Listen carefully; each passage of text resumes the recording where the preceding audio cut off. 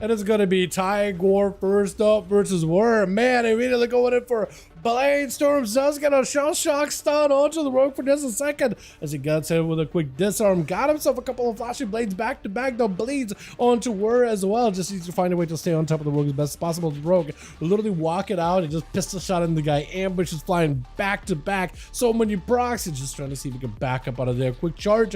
Does he have a heal? He may need one. Getting a shot. I think it's just over. Yeah, the rogue doesn't even give this man a chance to recover. With Chrysalis, is it Chris? It is Chris. Going to be first, or rather next up.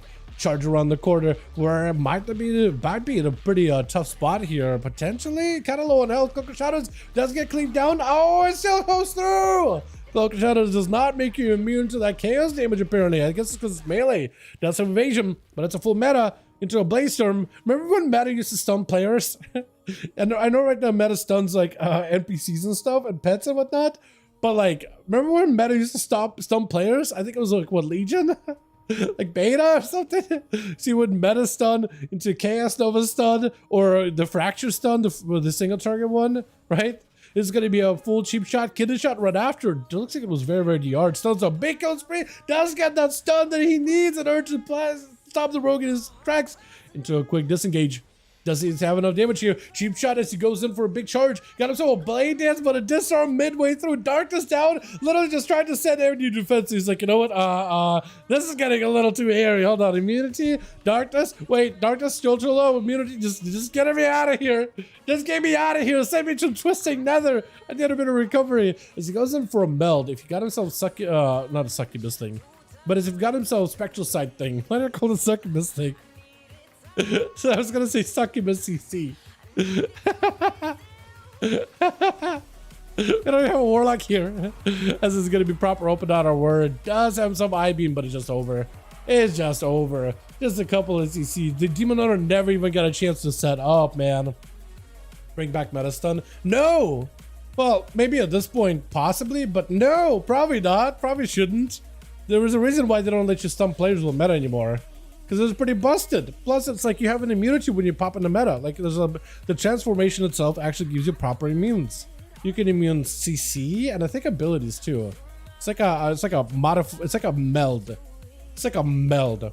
I do think it's really, really cool for PvE though. Like, let's say if there's like a big raid-wide boss mechanic and a Demon Hunter, the time that meta immune, they can immune that mechanic completely. I do like that though.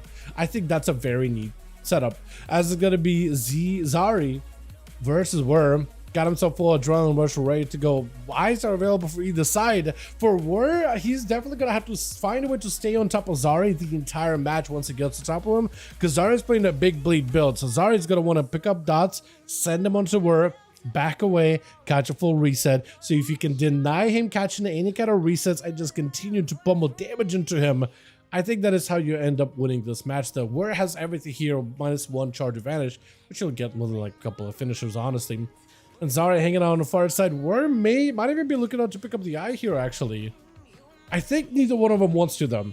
I think for War, he really wants to get a proper opener as an Outlaw rogue. Getting the opener means a lot of damage, means a lot of resources. Might be looking at the eyeball right now. Sprints to it. Zari does burn a sprint too. Do they see it? Pistol gets him out in the open. Cheap shot is going to be trinket. Corrodes are up right now for Zari. Evasion up for War. Trying to see if he can get himself a proper setup. Zari goes in for a kidney shot around behind the rogue. Does get himself Crimson Tempest and everything up right now. Into a Cloak of Shadows for War. Just remove those bleeds. And Zari's going to have to play this a little bit longer of a game. Cannot go for a proper sap. Phantom Knife just to get the rogue out in the open. Trinkets out of it. It is between the eyes. Spam out of War. Zari trying to get some bleeds back up onto War again. The full Crimson Tempest. Everything is available.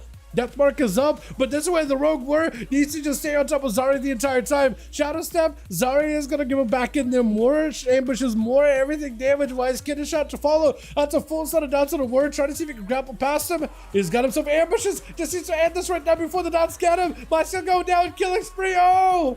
Does War die? Oh, he's so dead. He's so dead. Indigenous was not gonna let him go anywhere. He's just gonna slam him down. That was close. I think that's exactly what the rogue had to do. Like, if you get dotted and you just kind of waits for me, you just gotta bleed out. There's not much you can do. What's random black at the end there? Yeah, that's unfortunate. Sagan gonna be up next as Indigenous. Did you get a random proc of Ascendance there too?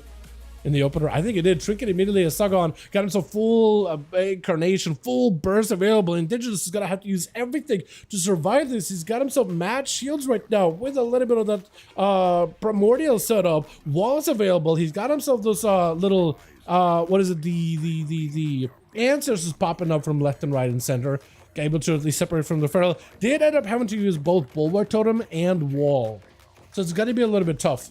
As Sagan got himself Heart of the Wild, plenty of healing, plenty of recovery right now. So he's in a great spot. He's perfectly set up. For Indigenous, he's not in an amazing spot. Denied the Feral the opener with that Lava Totem, by the way. That is pretty massive. Knocking the Feral back for a second. All the Feral's going to do is put some bleeds on the guy and you'll have him. Drink it out of that lasso immediately. For Indigenous, that's a random procs of what looks like his ancestors to maybe some damage possibly here. Potentially. You just see the couple of lava bursts and Earthshock. Got himself Earthshock, double combo Earthshock. Hold on a second. Is it enough? Sagan does go in for a full reset behind the pillar. Indigenous given an opportunity to also go for a lot of healing surges. He's got a lot of mana to work with here for the time being. Sagan does have rooted around the corner with a lava totem. Not able to go for a proper reset. Indigenous does get himself the Sky Fury, or Skykeeper rather. Still needs a lot of healing. I don't know how he's going to be able to do it. Primordial set up. Just trying to go for Lava Burst while waddling away from the guy. That's about all he can do. He's just going to start playing the long game here. Maybe big Elemental Blast. He's got himself Lightning Bolt still. Maybe something could work here. He just does not have a lot of help to work with. Does he have healing? He has just a little bit of mana. Just a sliver. Sagan also has a little bit of mana. Denied the reset with these totems around the corner though too. Wall out for Indigenous. He got himself a random proc of Ascendance. Bash to follow. He just needs to survive. This wall might give him enough of a survival opportunity. He just needs more blasts.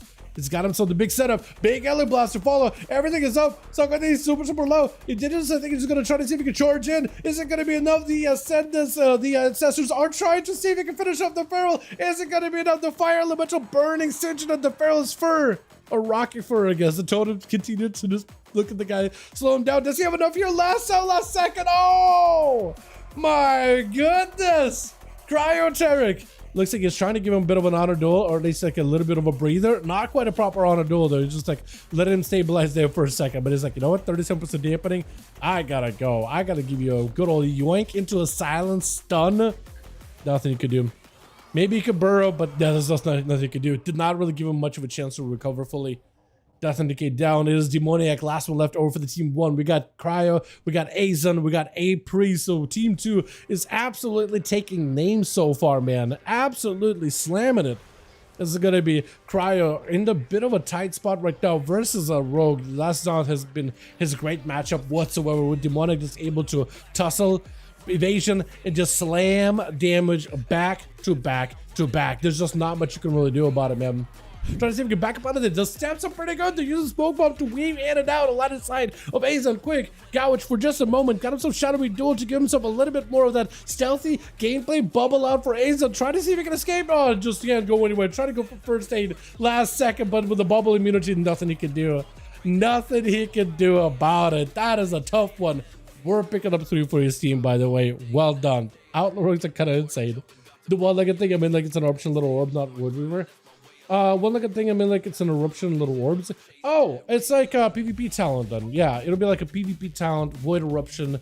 Every time the pop like the big cooldowns, they start like flying in every direction. And the one-legged thing is like a Mind Bender, but like a ranged version. It's just a little stronger. I think it has like some either execute potential, or like the higher the health, the enemy's health is, the more damage it does. Or it does more damage the lower the health is. One of those two. Yeah.